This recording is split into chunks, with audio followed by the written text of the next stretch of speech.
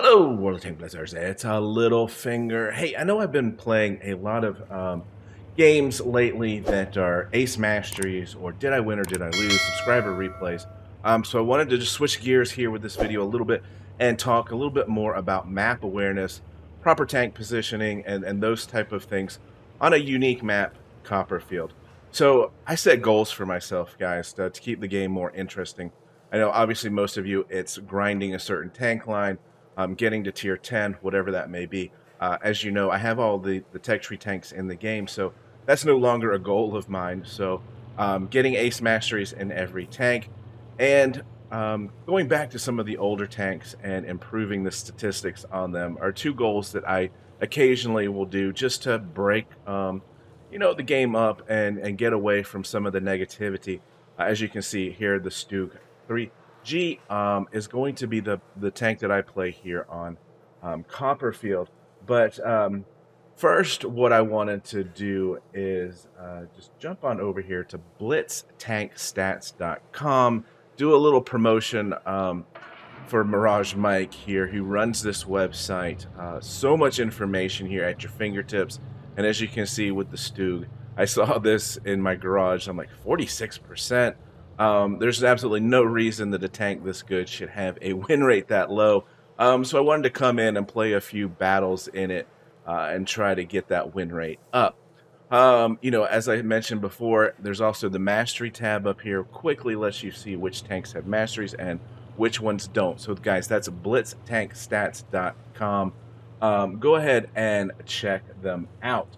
So let me jump back into the game and we'll just get it started here. And I'm going to use that map to do a little bit of quick discussion.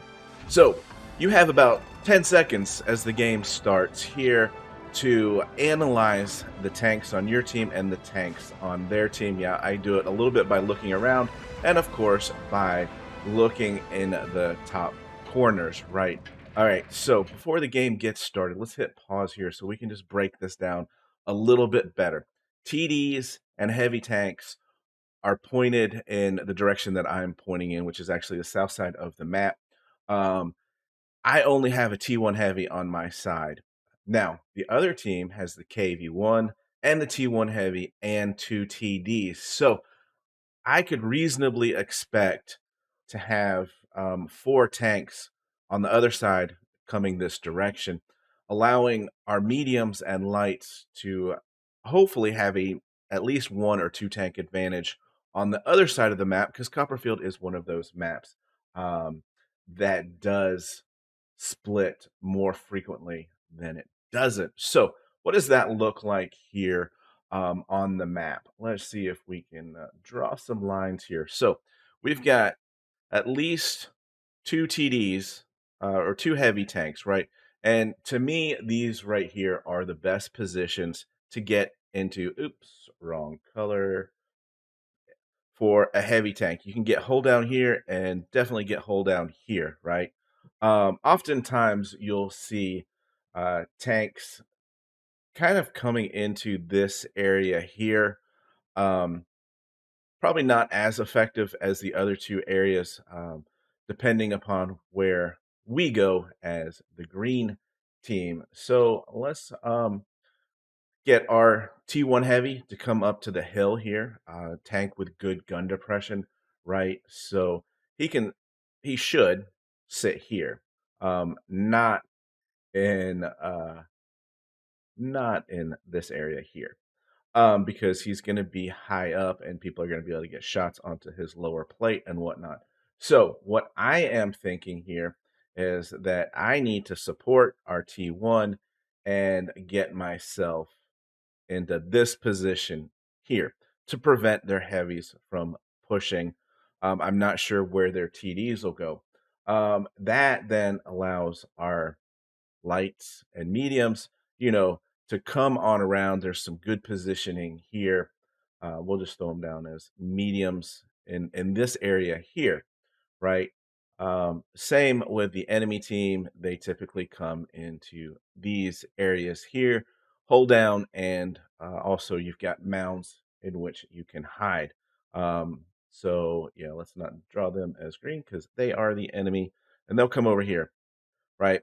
Now, I'm at tier 5, so we can't always expect what you would normally see. So a lot of times you'll see tanks kind of sitting in these two areas of the map because Copperfield has so many lines of sight across them. It's a smaller map.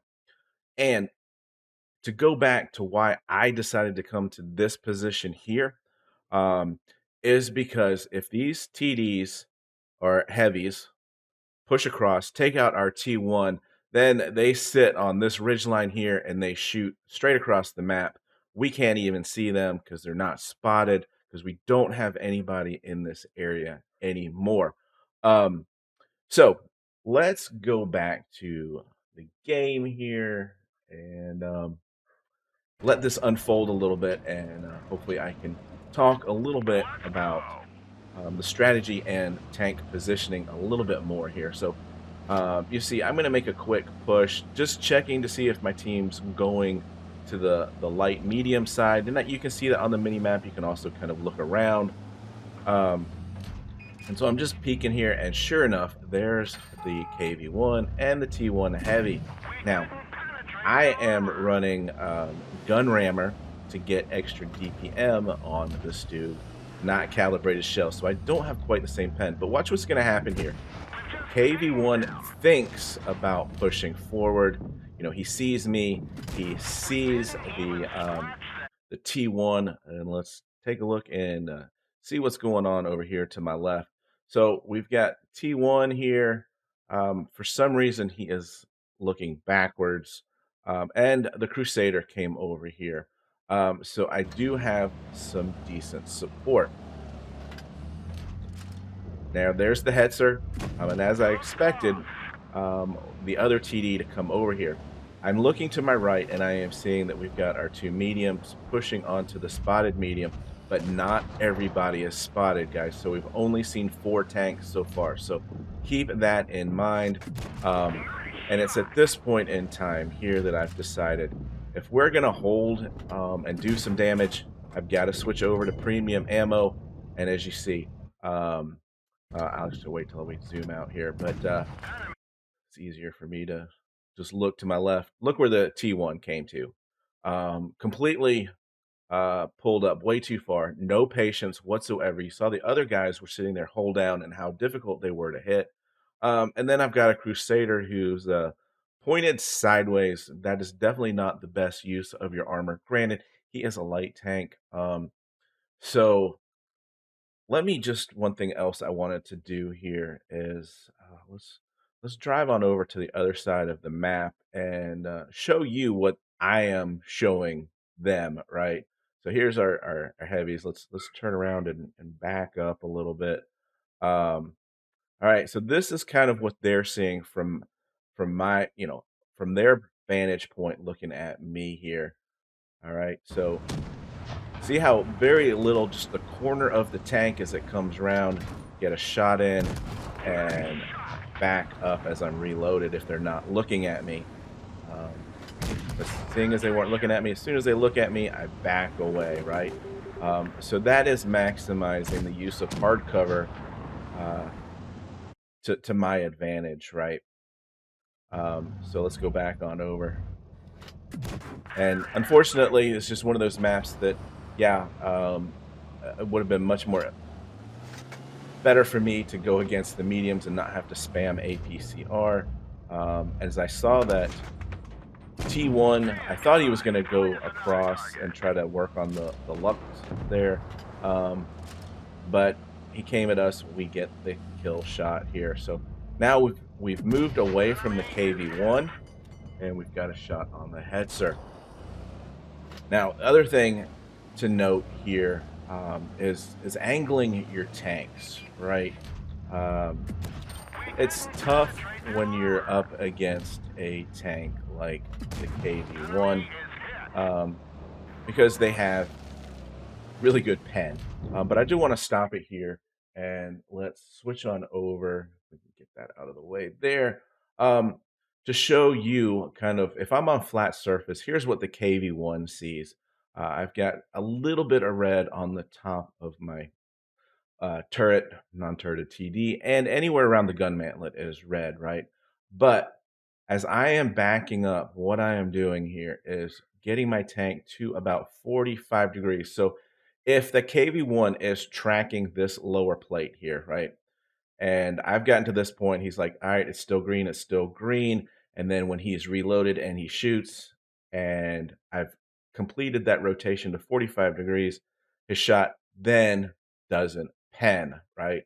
Granted, he can shoot this other area here, but that's going to require him moving his gun. Reticle bloom's going to go back up, et cetera, et cetera. And maybe by the time he decides to take the shot, I am back behind hard cover. So all of these things, go into playing different tanks well. If you look at this KV-1, he is just driving forward.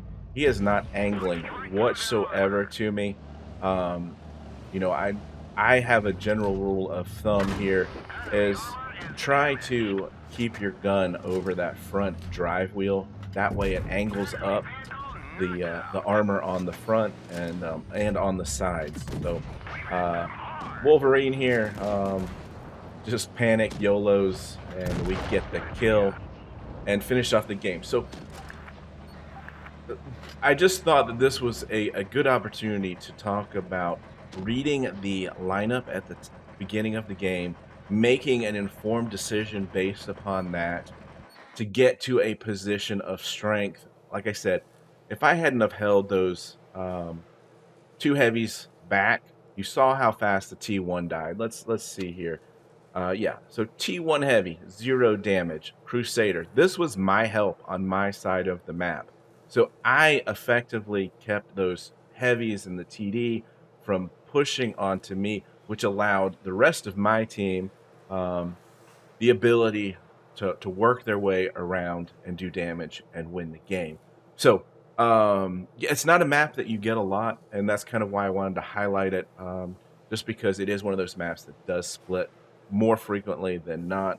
But thought that was a fun battle that worked out well, and that's what this game's all about, right? So with that, guys, have fun out there, stay safe, get educated, not fingered. Littlefinger out.